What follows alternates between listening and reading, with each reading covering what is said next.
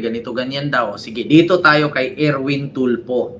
Mga kababayan, ito yung sunod nating pag-uusapan. Ano yan? Ito na, Erwin Tulfo, mga kababayan, nagbanta. Patay ka diya. Mga kababayan, nagbanta po si Erwin Tulfo na kung sakali sa pagbalik nila, no, sa susunod na sesyon sa Senado, kung meron man magtangka, mga kababayan, kung meron man magtangkang mag-hearing or gamitin ang blue ribbon, ay ipapadampot niya or ipapa-aresto. Wala daw siyang pakialam kung senador ka man, kung ayaw daw damputin ng USAA or ng Senate security, siya mismo kwekwelyuhan niya at kakalad ka rin niya. Nako, patay ka diha. Na iba pa naman itong mga Tulfo. Pag ito nagsabi, gagawin talaga. Eto na, mga kababayan. Ako, Marcoleta, humanda ka. Paano kung hindi kwelyo ang mahila ni Erwin? Paano kung buhok? Paano kung buhok ang mahila? Magandang gabi po, Luzon, Visayas at Mindanao. Nagbanta si Senador Erwin Tulfo na ipaaresto ang sino mang magsasagawa umano ng tinawag niyang peking hearing sa Senado. Sinabi niya yan kasunod ng ikinasang pagdinig sa flood control scandal ng grupo ni Senator Alan Peter Cayetano. Erwin Tulfo, siya ang legit na chairman ng Blue Ribbon Committee sa ilalim ng tinaguriang new majority ng Gatchalian Bloc. Nakatutok si Sandra Aguinaldo. Ipapadampot. Kakalad ka rin daw niya. Kasunod na isinagawang hearing ng Blue Ribbon Committee ng Cayetano Bloc, may babala si Senator Erwin Tulfo sa mga aniyay magsasagawa ng peking hearing sa Senado. Si Tulfo ang itinalaga ng tinaguriang new majority na chairman ng Blue Ribbon Committee. Like po tayo. Papayag na mag-iiring-iringan kayo dyan.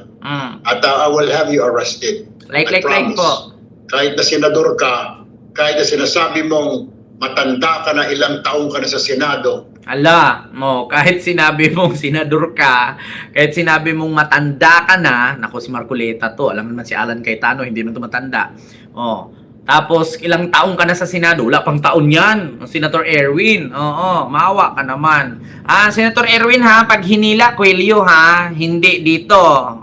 Nako, Senator Erwin. Magpahiring ka ng Blue Ribbon ulit. Magpahiring ka.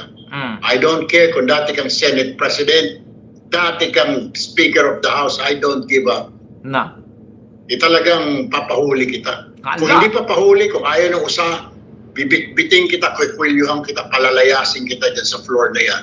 Ala, bibit-bitin. Kwikwelyuhan.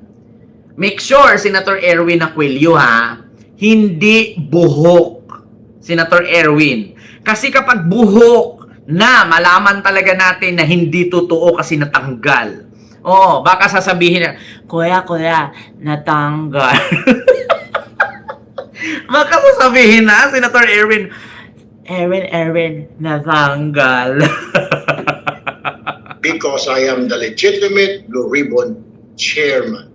Magsasampa rin si Tulfo ng kasong libel sa mga nagpakilalang dating sundalo na humarap sa hearing kahapon. Dahil di anya totoo ang sinabi nilang dinalhan siya ng maletang may pera. Kakasuhan din ang ilan sa kanila ng libel ni Senador Tito Soto dahil kasinungalingan din anya ang akusasyong dinalhan umano siya ng pera. Ang dami na nila, mga kababayan, nakakasuhan talaga sila. Bakit? Sino ba yung nag-ano sila sa kanila? Si Anyo, si Dilima, si Trillanes, sino pa? Yung mga nagsasampa. Pati si si Negros, governor ba yon? O congresswoman ng Negros, nagsampa na din ng kaso. Tapos si Tito Sen, si Tulfo, si Tito Sen at si Erwin Tulfo.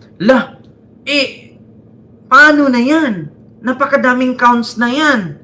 Sa bagay, 5 milyon naman. Kaya naman bayaran yan. 5 milyon ba naman sa kanila offer? Pakinggan natin ang ni Tulfo, ni Soto. Sa binuntasan ni Soto ay ang aligasyong tinanggap ang pera ng kanyang executive assistant na ay 2015 pa pumanaw. Sa Lunes, magsasagawa ng hearing ang Blue Ribbon Committee ni Tulfo. Imbitado rin dito ang ilan sa mga dating Marines at iba pang inimbitahan ni na Cayetano. We're inviting them, pag hindi po sila sumunod, papaliwanagin po namin sila and then mag-i-issue po kami ng cite them for contempt. Patay. And entonces po, yung aming pong usaha, yung Ala, kung halimbawa, hindi sumunod, padampot. Kung hindi sisipot. Tapos kung nasa loob naman, inciting to contempt. Kung halimbawa, maging guilty. Nako, pag na-guilty ito sa tanungan, actually itong 18 Marines, dito mo mahuhuli. Dito mo mahuhuli itong 18 Marines kung sisipot sila. Kung hindi sisipot, ibig sabihin, takot, nagsisinungaling, scripted. Pero kung sisipot sila at kaya nilang harapin dito sa Senado, sa madaling salita, totoo ang mga sinasabi nila. Pero kung magkamali sila ng sagot at maging guilty sila, pwede silang i-cite in contempt. O sa madaling salita, ikukulong sila sa Senado. Nako, patay ka din na. Ngayon, mga DDS, kung talagang para kayo sa bayan, at kay Mike Defensor at kay Baligod, papuntahin nyo sa Senado, sa hearing ni Erwin Tulfo. Hindi naman kayo papatayin dun sa loob. Kayo lang naman yung mahilig magbanta. kami po mga pulis, pwede po namin i-order na hulihin po sila, dalhin sila dito sa Senado. Wala po silang valid reason. Yan. Kung hindi sisipot, maglabas sila ng order na ipapadampot sa kapulisan at papuntahin sa Senado na patay. 18 Marines, patay kayo dito kay Erwin Tulfo. Si Erwin Tulfo na nagsalita. Wala kayong valid reason na hindi umattend. Kung hindi umattend, mag-order sa pulis na ipadampot kayo at dalhin sa Senado. Patay. Nako. Hiningan namin ng reaksyon si Attorney Levy Baligod, ang abogado ng mga ex-Marines, pero wala pa siyang tugon. Nako. Pero sabi ni Senador Rodante Marcoleta, hindi pa umanuhuli ang hearing na ikinasa ng Cayetano Block kahapon kaugnay ng flood control scandal. Marami po tayong kukunin. Binanggit po ninyong mga addresses na kung saan dinala yung mga pera. May patatawag po tayong mga tao para i-confirm po na talagang na-deliver yun yung mga sasakyan. Suspend the hearing until further notice.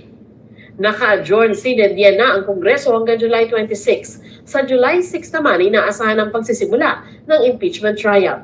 Bago yan, napapag-usapan ngayon ang pagkakaroon. Bakit parang patagal na yata ng patagal? Akala ko ba May 13 mag-umpisa itong impeachment trial ni Sara? Bakit naging July 6 na? Baka pagdating ng July... Actually, ito mga kababayan, itong ginawa ng Cayetano Block, ginawa nila ito, sinadya nila para madelay ng madelay itong impeachment ni Sara. Mga kababayan, para ang mangyari dyan, kung meron mang tinagong pera si Sara, maitakas pa, o di kaya makatakbo pa yan sa ibang bansa, o di kaya makatakas pa yan sa ibang bansa. Kasi tinagal nila ng tinagal Di ba? ng special session ng Kongreso para matapos ang ilang priority measures, pati na rin ang nabinbig trabaho ng Commission on Appointments. Sa gitna ng marami pang trabaho ng Senado, wala pang nakikitang solusyon sa po gilian tayo, sa mga liderato kababayan. nito. I'm willing to talk to anyone, including the 11, to find common ground. But ilalabang ko yung tama. Pati yung Senate presidency. We're not going to give up. Kung nais silang We're not going to give up daw. Pati yung Senate presidency, hindi daw niya bibitawan. Tama nga ang sabi ni Trillanes dito kay Cayetano Kapag ka makahawak daw ito ng posisyon, nababaliw.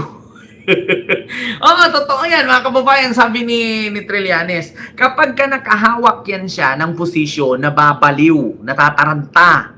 Parang kapit posisyon daw, kapit uko, kapal mukha, parang ganon.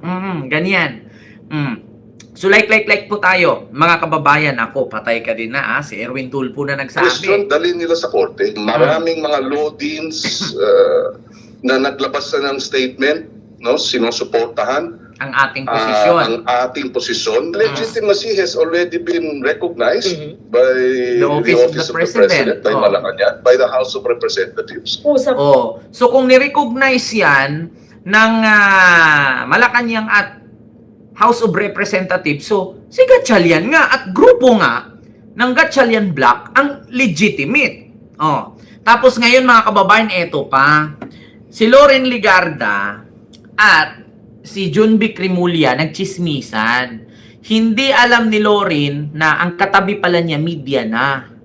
Ayun, naririnig na meron daw palilipatin para maging 13 na daw. Nako, si Lorin ha. Lorin, ayan talaga yung trabaho mo, baligbing ka talaga.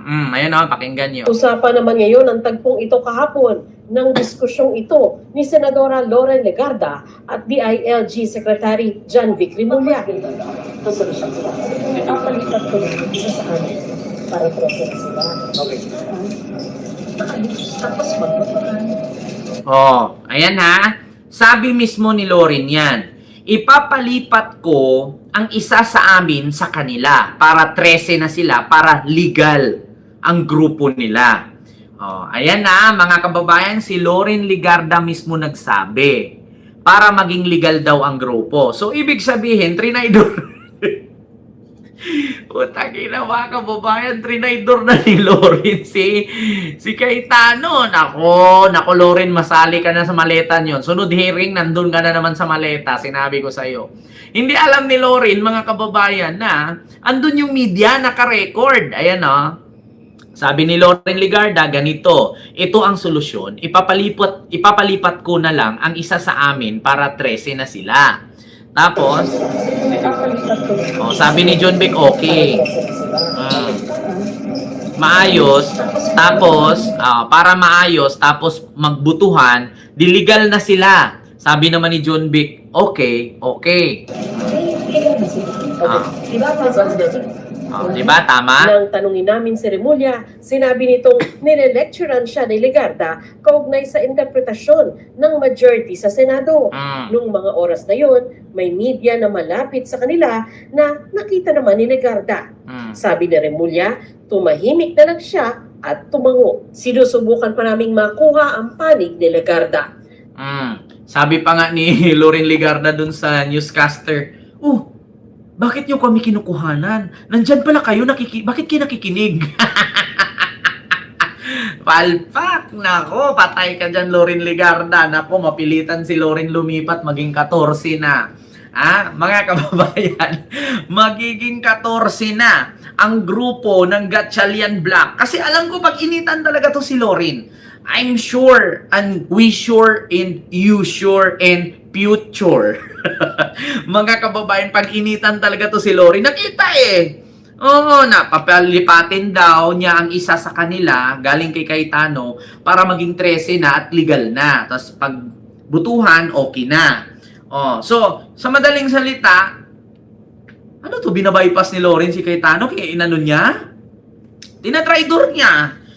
Bakit palipatin? Sinong palipatin? Either siya or di kaya si Joel. Pero alam ko si Joel kasi sabi nga ni Joel, hindi daw tama ang ginawa ni Cayetano na parang siya na lang daw lahat ang nasusunod. Parang si Cayetano na lang daw lahat ang nagdidikta. Nako. Patay ka diya. So, mga kababayan, alaka, Diyos ko, napaka-exciting part. Napaka-exciting part, mga kababayan.